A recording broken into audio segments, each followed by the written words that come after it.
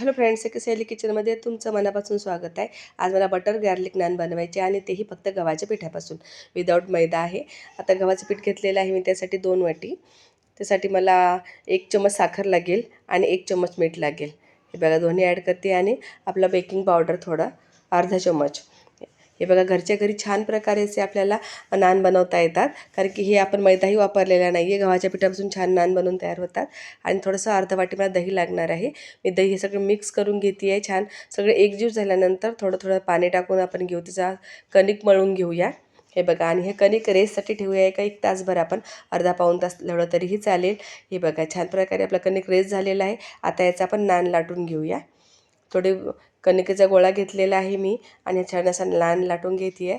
आता याच्यासाठी मला वरून मी बटर स्प्रेड करत आहे आणि नंतर थोडंसं मला कुटलेलं लसूण आणि कोथिंबीरचा स्प्रेड करायची आहे. आणि काळे तीळ असतील तेही तुम्ही त्यावर स्प्रेड करू शकता. हे बघा छान प्रकारे असं स्प्रेड करून घेऊया आपण. अगदी घरच्या घरी छान नान बनवून आपले तयार होतात. आणि थोडंसं लाटून घेऊया, कारण की कोथिंबीर त्याला चिटकलेले गेलेली पाहिजे. आणि नंतर आपण ही बाजू आहे याला छान पलटी करून घेऊया आणि याला वरून आपण पाणी घेऊया हाताला आणि पाणी लावून घेऊया त्यावर, कारण की हा भाग आपला खाली तव्याला चिटकेल राहील. आणि जिकडून आता पाणी लावलेलं आहे तेच भाग आपण तव्यावर ठेवायचा आहे. हे बघा अशा प्रकारे. आता छान 2 मिनटं होऊ द्यायची आहे, कारण की पोळी थोडीशी खालून आपली भाजल्या गेली आहे. नंतर नानही आपण पलटून असा भाजून घ्यायचा आहे.